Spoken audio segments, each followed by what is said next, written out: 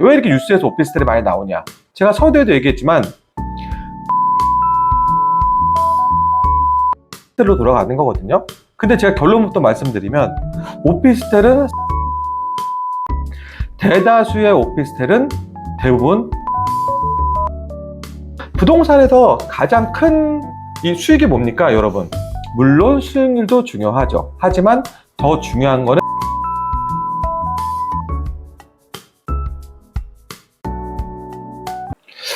안녕하세요. 오마이 빌딩의 김태복입니다. 오늘은요, 그 오피스텔 관련돼서 이야기를 해볼까 합니다. 왜 오피스텔이냐면요, 최근에 뉴스를 계속 보면은요, 오피스텔 관련된 뉴스가 생각보다 많이 나오더라고요. 근데 오피스텔이 왜 이렇게 뉴스가 많이 나올까라는 걸 잘 생각해 보시면, 지금 아파트 규제가 너무 심해졌잖아요. 그리고 대출도 안 나오고요. 그리고 이미 가격이 작년 말을 기점으로 고점을 찍었어요. 그러니까 가격이 많이 올라온 상태란 말이에요. 그러다 보니까 사람들이 소액으로 할 수 있는 투자처 자체가 많이 없어요. 그러니까 과거 2025년도에 경매도 굉장히 큰 붐을 일었었거든요.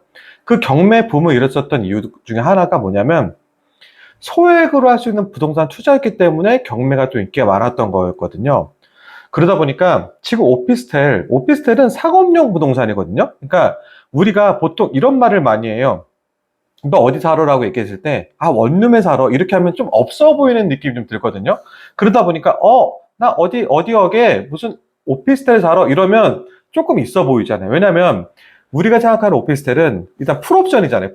풀옵션이고, 주차도 어느 정도 다 되고, 그리고 건물 외관도 좀 번듯하단 말이에요. 근데 원룸은 어떻습니까? 우리가 생각하는 딱 하면 떠오르는 원룸 이미지는 뭐냐면, 그냥 어디 골목길이나 어디 안쪽에 주거 형태에 있는 곳을 가야 있는 뭐 다가구 건물 같은 건물 하나 있고 거기에 빼곡하게 들어있는 그런 조그만 방들, 이거를 우리가 상상을 하잖아요. 그러다 보니까 대부분 사람들이 조금 좀 돈을 조금 좀 많이 벌진 못하더라도 자기 주거 형태에 대해서 좀 있어 보이고 싶어 하는 분들은 오피스텔을 사는 분들이 좀 있어요. 근데 오피스텔이 좀 장점도 있지만 단점도 좀 있거든요. 이 장점과 단점 중에서 장점은 아까 제가 말씀드렸듯이 외관도 좀 수려하기도 하고, 그리고 또 뭐 어느 정도 좀 풀 옵션도 되어 있고, 그 편의시설도 좀 갖춰져 있지만, 그리고 또 요즘에는 공용으로 쓸 수 있는 것들에 대한 환경도 굉장히 조성을 잘 해놨어요, 오피스텔이. 그러다 보니까 오피스텔을 많이 사용하기도 하는 건데, 단점이 뭐냐면요, 일단 오피스텔은요, 중요한 게 뭐냐면 이게 상업용 부동산이거든요. 근데 상업용 부동산, 물론 오피스텔이 상업용 부동산이지만 주거용으로도 사용이 가능합니다. 하지만 원래 본질은 상업용 부동산이에요. 그리고 이 주차가 잘 돼야 되는 이유도 뭐냐면 그 상업용 시설이 같이, 오피스텔은 오피스텔만 있는 건물도 있지만 대다수가 입지도 굉장히 좋아요. 오피스텔에 있는 건물들이 입지도 굉장히 좋기 때문에 상업용 건물, 그러니까 뭐 상가 같은 게 일단 혼재가 되어 있거든요. 그러니까 뭐 1층, 2층, 뭐 많게는 3, 4층까지 상가가 되어 있고 그 위층은 뭐 오피스로 되어 있다. 이런 경우가 많단 말이에요. 그러다 보니까 관리비가 좀 비싸단 말이에요. 관리비가. 그래서 원룸 같은 경우 우리가 주거비를 아끼기 위해서 원룸을 살 때는 관리비가 그렇게 크게 많이 들어가지가 않아요. 왜냐면 오피스텔 건물은 또 엘리베이터도 있거든요. 대부분. 근데 그 원룸형 건물들은 뭐 엘리베이터가 있는 건물도 있어요. 요즘에 짓는 건물들은 그 엘리베이터도 넣지만 대다수들은 방을 많이 넣기 위해서 엘리베이터를 빼는 경우가 많단 말이에요. 그러다 보니까 물론 겉으로 보기에는 입지적으로 봐도 간지는 나지 않지만 그래도 원룸을 살았을 때 여러 가지 혜택들이 있단 말이에요. 주거비가 그만큼 저렴하다라는 거죠. 근데 오피스텔은 보기에는 좀 뽀대도 나고 있어 보이지만 사실상 들어가는 주거 비용은 굉장히 높다. 이렇게 보시면 되세요. 근데 저희는 이제 투자자 입장에서는 오피스텔 오늘 얘기하려고 하는데 왜 이렇게 뉴스에서 오피스텔이 많이 나오냐? 제가 서두에도 얘기했지만 주거용 부동산에 대한 투자가 막히다 보니까 이게 오피스텔로 돌아가는 거거든요. 근데 제가 결론부터 말씀드리면 오피스텔은 사면 안 됩니다. 왜 사면 안 되냐고요? 물론 이렇게 제가 얘기를 하면 반문하는 사람도 있을 거란 말이에요. 오피스텔도 잘 사면 돈이 된다. 뭐 그 말에 부정하지 않겠습니다. 근데 그거는 극히 일부분이고요. 대다수의 오피스텔은 대부분 돈을 벌 수가 없고요. 그리고 부동산에서 가장 큰 이 수익이 뭡니까, 여러분? 물론 수익률도 중요하죠. 하지만 더 중요한 거는 양도 차익이잖아요. 양도 차익. 왜냐하면 부동산의 본질은요, 시간을 앞당겨 쓰는 거잖아요. 그러다 보니까 시간이 흘렀을 때 내가 초기에 샀던 금액보다 내가 팔았던 금액은 물가 상승률보다 훨씬 이상으로 시세 차익을 얻는 게 부동산의 본질이거든요. 하지만 대다수의 오피스텔은 그렇지가 못해요. 99%가 아니라고 제가 말씀드려도 과언이 아닐 정도로 오피스텔은 그렇게 수익성이 나는 물건이 아니에요. 자, 그러면 오피스텔의 단점만 있는 거 아니에요. 장점도 물론 많아요. 왜냐하면 우리가 주택 투자 같은 경우에는 주거용 부동산 같은 경우에는 굉장히 규제적인 부분이 많지만 오피스텔은 상업용 부동산의 한 부분이기 때문에 규제적인 부분에서 크게 제약받는 부분이 많이 없거든요. 그러다 보니까 우리가 가장 좋아하는, 투자에도 가장 좋아하는 레버리지의 활용을 가장 잘할 수 있는 게 오피스텔이기도 해요. 그러다 보니까 만약 1억짜리 오피스텔을 산다고 가정하면 80% 대출도 가능하거든요. 그러다 보니까 2천만 원으로 1억짜리 오피스텔 사고 수익률도 한 4%, 5% 나온다고 그러면 이자를 은행에서 원금이자 넣고 우리가 이자 받는 것보다 훨씬 좋은 선택지가 될 수 있잖아요. 하지만 이 부분이 나중에 됐을 때 내가 생각지도 못한 부분에서 치명타를 입을 수가 있다는 걸 여러분이 알고 계셔야 돼요. 그 첫 번째가 뭐냐면요. 일단 오피스텔을 사지 말라는 이유가 제가 이렇게 강하게 말씀드리는 이유가 뭐냐면 수요층의 한계예요. 수요층의 한계. 그러니까 오피스텔을 지금 이 영상을 보시는 분들 중에서 부동산 투자를 할 게 뭐가 있을까? 라는 고민하시는 분도 물론 계시겠지만 오피스텔을 살까? 지금 정말 살려는 분도 계실 거란 말이에요. 그러면 제가 그러는 분들에게 사지 말라고 말한 이유를 정확하게 첫 번째로 말씀드리는 이유가 뭐냐면 여러분들은 이 영상을 본 여러분들 왜 오피스텔을 살려고 합니까? 처음부터 오피스텔 투자가 매력적이었기 때문에 살려고 하는 겁니까? 그게 아닐 거란 말이에요. 왜냐면 오피스텔 투자는 과거서부터 지금까지 대체 투자자였어요. 대체 투자죠. 그러니까 뭐냐면 항상 같아왔어요. 아파트 투자가 아파트 가격이 붐이 이르다가 뭔가 규제가 생겼을 때 사람들이 살 수가 없잖아요. 그러면 어떻게 어디다 눈을 돌리느냐?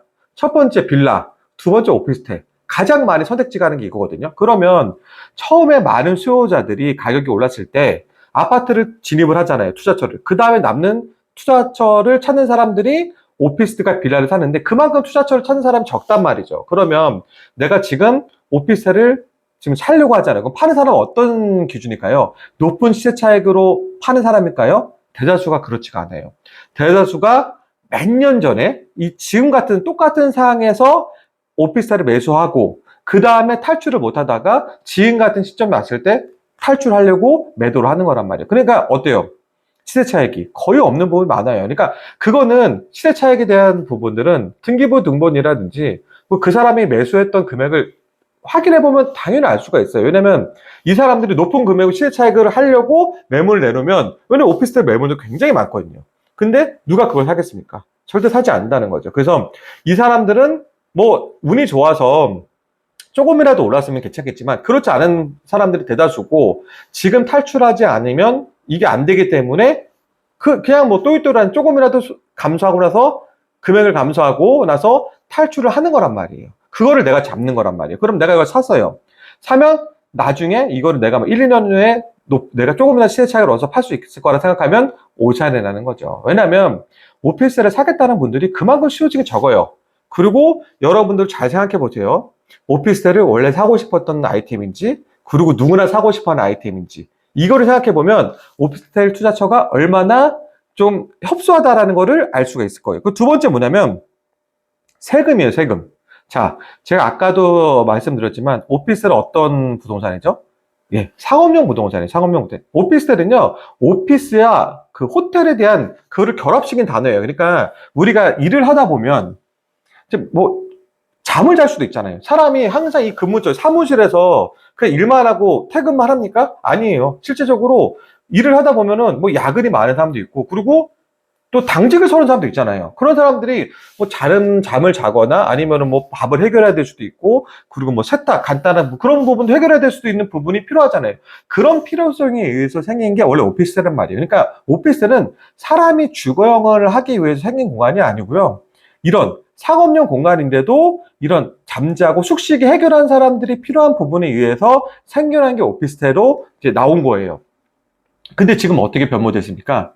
이게 그냥 원룸같이 변모가 된 거예요, 이게. 왜냐면 원룸보다 살기도 편하고 외관도 좋고 남들에게 좀 얘기해도 좀 그럴싸해 보이는 느낌 때문에 오피스텔이 뜬 거거든요. 근데 이건 엄연히 상업용 부동산이거든요. 근데 부동산 규제가 지금 점점 타이트해지다 보니까 어떻게 되냐면, 여러분들이 오피스텔을 매수를 하면 이거를 주거용 부동산으로 논단 말이에요. 주거용 부동산 논다는 건 뭐냐면, 그 사람이 전입신고를 하는 거예요. 전입신고. 그럼 전입신고를 하게 되면 내가 갖고 있는 이 주택에 대한 부분들이 1가구 주택이 될 수도 있고, 내가 이미 기주택을 갖고 있으면 1가구 주택이 될 수도 있고, 그리고 다주택자가 될 수도 있고, 물론 뭐 내가 주택이 없다고 그러면 뭐 1가구 주택이 될 수도 있겠죠. 하지만 내가 이거를 주거용으로 임대를 줬는데 내가 나중에 내가 부동산을 살려고 해요.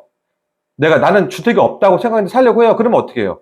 1가구 2주택으로 다주택자로서 취득세가 중과되거나 대출이 안 나올 수도 있다는 걸 아셔야 된다는 거죠. 그리고 내가 주거로 놓는 순간 이게 주거용 부동산이 되면서 세금도 똑같이 주거용 부동산처럼 접목이 되는 거예요. 결국 내가 이 조그만 소액으로 내가 투자 수익을 얻으려고 해서 이 산 오피스텔이 나중에 내 발목을 잡을 수도 있거든요. 그래서 정말 오피스텔 투자는 정말 신중해야 되고요. 그리고 세 번째 뭐냐면, 이게 가장 중요한, 공급이 확장성이 너무 많아요. 그러니까 오피스텔은요, 아파트처럼 까다로운 과정으로 생겨나는 게 아니에요. 오피스텔은 공급도 굉장히 쉬워요. 그러다 보니까 우리가 지금 뭐 길거리 지나다 보면은 뭐 이 대로변에 있는 건물 중에서 신축하는, 공사하는 그런 곳들이 몇 군데 있을 거예요. 그러면 공사 표지판을 한번 잘 봐보세요. 오피스텔이 굉장히 많을 거예요. 그러면 이만큼 새 거에 대한 공급들이 계속 늘어나다 보면 내가 샀던 그, 정말 물론 뭐 100%다 그렇다는 건 알지만, 대다수의 오피스텔이 뭐 입지도 새로 생긴 것보다 떨어질 수도 있는 거고요. 그리고 임대차비도 높게 받을 수 없는 이유가 뭐냐면 낡았기 때문에 많이 받을 수가 없는 거거든요. 그리고 항상 이 오피스텔은 아까도 제가 말씀드렸듯이 뭐 좀 약간 좀 뽀대도 나고 좀 간지도 나고 좀 편의시설 때문에 들어가는 부분들이 많기 때문에 옛날에 있었던 오피스텔은 그만큼 더 메리트가 없다는 거거든요. 그렇다고 해가지고 제 이 영상을 보고서 신규 오피스텔을 사면 되지 않겠냐, 이런 생각하면 절대 안 돼요. 제가 첫 번째 말씀드렸던 수요층의 한계 부분, 그리고 두 번째 부분 세금 부분 다 겹치는 부분이 있기 때문에 이 부분이 가장 더 중요한 거기 때문에 절대 오피스텔 투자는 쉽게 생각할 부분이 아닌다. 제가 이렇게 말씀드리는 거예요. 그래서 뭐 이렇게 제가 말씀드리면 오피스텔은 다 나쁜 거냐 이렇게 생각할 수 있지만, 다 그렇다는 건 아니지만, 정말 부동산 투자를, 그리고 내가 투자를 여러 방면으로 좀 하고 싶다 그러면